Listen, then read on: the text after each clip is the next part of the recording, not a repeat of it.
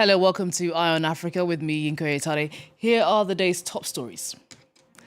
Boots on the ground in Cape Town as the South African government ramps up its fight against crime. Soldiers set to be deployed across 5 of the country's most effective provinces, targeting rampant violence and illegal mining operations.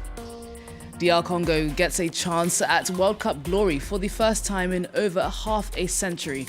Congo booking its place in the tournament after defeating Jamaica 1-0, triggering celebrations across the African nation. And it's a wrap for ChangeNOW. Top African leaders and changemakers came together for the International Climate Summit. We'll speak to one of them, Elizabeth Wathuti, who is the founder of one of the continent's fastest growing youth-led climate organizations. Thank you for being with us. South Africa is ramping up its fight against crime. Troops, together with the police, have been deployed to areas across Cape Town in what is called Operation Prosper, a national operation to combat organised crime and illegal mining. Well, after an initial deployment in Johannesburg, the operation has been rolled out in the Western Cape. South Africa remains one of the deadliest countries in the world outside of active war zones, with around 60 homicides reported every single day. France 24's correspondent Eunice Manson has more now from Cape Town. Over the last few hours, 4 people have been gunned down on the Cape Flats in what is believed to have been gangsterism activities. This large joint operation between the police and the army has been long in the making since President Cyril Ramaphosa made the announcement during the State of the Nation in February. However, the same scene unfolded back in 2019. And security expert Simon Howell explains why he's skeptical about this deployment. So since the last deployment of the army, there was a parliamentary inquest or some inquiries made as to the effectiveness of it, and they found or discovered significant problems. And those included that the army obviously lacks investigative capacity. They also found that they're heavy-handed and overzealous in their approach, which is, the military is ultimately not trained to do policing. They're trained to do military work. And of course, there's long-term impact of psychological and socio-psychological impact of having the military deployed into a community or into communities. I mean, it's one thing to assume that they may be effective at dealing with gangs, but it's also another to have large military vehicles rolling around your neighborhood, and the psychological impact of that and the trauma continues to be felt in those communities. South Africa's police service are under the spotlight with 2 commissions investigating corruption amongst its leaders, further questioning the effectiveness of this operation. But for a few days, community members can feel safer. Next, there's been celebration in the streets of Kinshasa and other cities following DR Congo's victory against Jamaica 1-0. The win means Congo books its place in the World Cup for the first time in 52 years. The Congolese team now completes Group K at the tournament, where it will face Colombia, Portugal and Uzbekistan. Well, let's take a listen to what fans have been saying. This is a historic qualification, the first in 52 years. We're expecting a great performance from the DRC. We know the team is strong, we've got good players. We're going to celebrate it. Today's Wednesday and we won't be working. Across the whole country, there'll be no work. We're going to celebrate and make the most of this moment because it doesn't come around often. We've been waiting for this for 50 years. Our France 24's regional correspondent, Emmett Livingstone, has more now from Kinshasa. Football fans in the Democratic Republic of Congo's capital, Kinshasa, went wild on Tuesday night, undeterred by the pouring rain. The national team, which is known as the Leopards, beat Jamaica in a nail-biting qualifying match for the FIFA 2026 World Cup. Congo struggled to assert itself, but at last scored in extra time. The victory is historic for the country. Most Congolese people have no memory of their national football team competing in the World Cup. The last time the team qualified was back in 1974, when the country was known as Zaire. Tuesday's victory is also a rare moment of unalloyed joy in Congo, which is riven by conflict in the east. Now that it's qualified, the Congolese squad will join Colombia, Portugal and Uzbekistan in the group stages. The International ChangeNOW Climate Summit has wrapped up here in Paris, and one standout moment was the Africa for Change programme. It brought together top African leaders and changemakers from more than 10 countries, all focused on boosting collaboration and driving collective climate action. Among them was Elizabeth Wathuti. She was named one of Time's 100 climate leaders in 2025.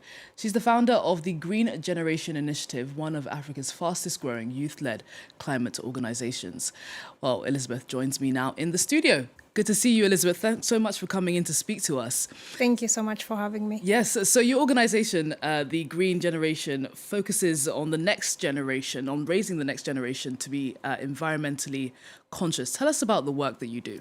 So at the Green Generation Initiative, we focus a lot on implementing climate solutions on the ground with young people, with children, with local communities.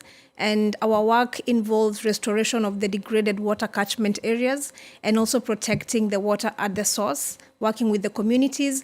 And we are also supporting the scale of youth-led innovations across the African community and the entire continent, especially through one of our programs that is the Africa's Next Green Leaders Accelerator program. And tell us whether you get support from the government. Obviously, you're doing, what is critical work at the moment. Are the government putting an effort into what you're doing?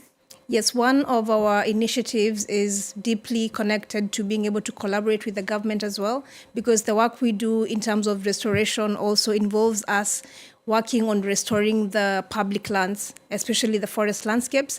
And so we work closely with the governments, for instance, the Kenya Forest Service in Kenya, and also the Ministry of Environment, so that we can be able to scale our work in the different sectors that we are in.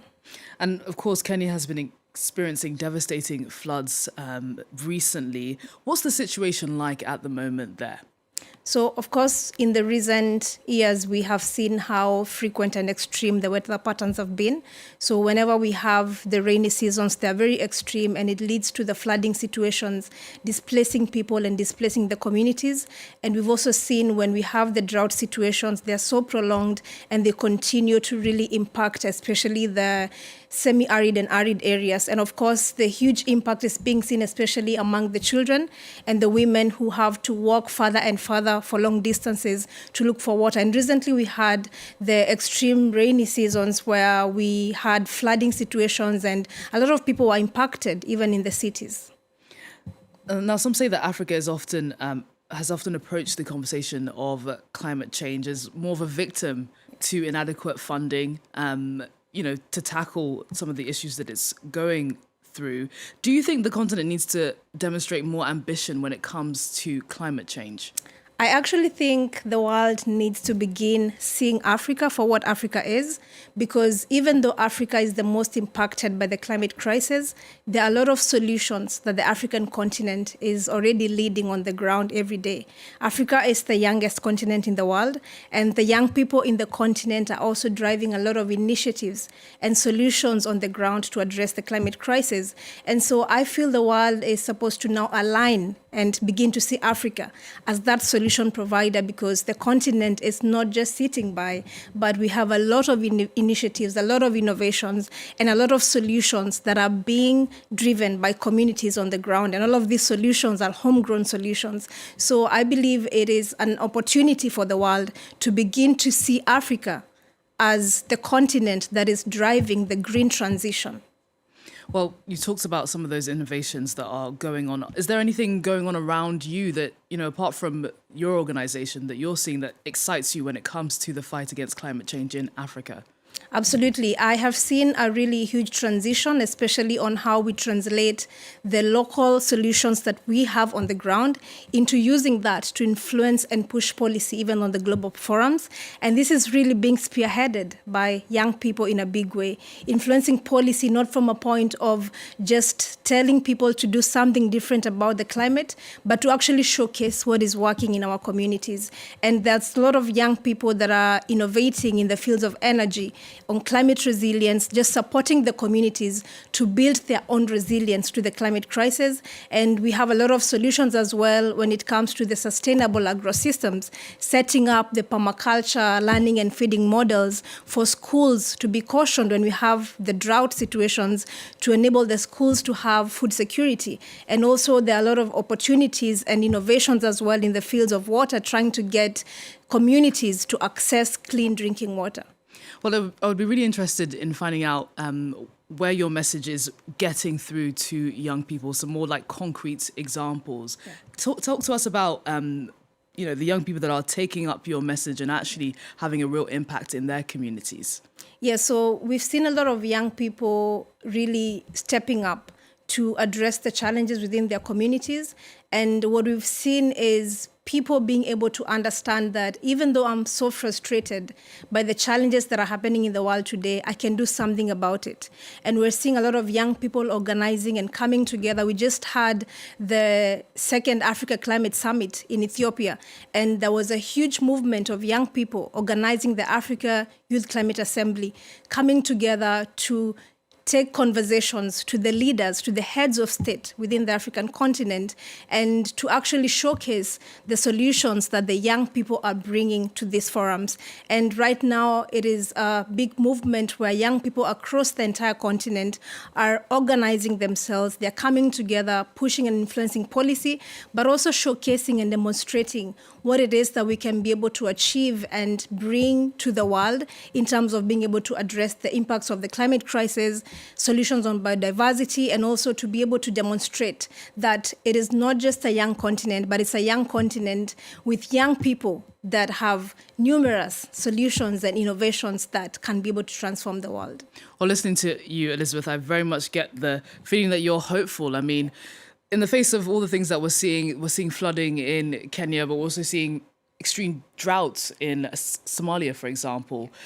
Tell us about your hope for the future of Africa when it comes to climate change. My hope for the future of Africa is, one, for the world to begin to see the African continent for what the African continent is, that despite being the continent that has done the least to contribute to the climate crisis with about 4% of the global greenhouse gas emissions, that the continent is also driving solutions that can actually enable the green transition in the world. And so we need to begin to also address critical issues that are going to enable the African continent to effectively participate in the green transition. And there are things that we have to address, the issues of finance. How do we ensure that climate finance actually scales and goes down to the community levels where the real work is happening on the ground, and the issues of the debt crisis where the African continent countries are having to redirect money that is supposed to go towards development and taking that to address the impacts of the climate crisis. And that is not something that we could say is fair. And the aspect of mistrust. So we need to be able to address all these critical gaps. And this is going to enable the African continent to continue as well participating and engaging in the green transition, because already these solutions are working and the continent is already leading in the green transition today. Well, Elizabeth, good luck with the work that you do. It sounds like you're having a great impact. Thank you so much for joining us on the programme and talking to us about your initiative. Thank you so much for that. Thank you. Well, that's it from all of us on the Eye on Africa team. Stay with us here on France 24. Plenty more news to come.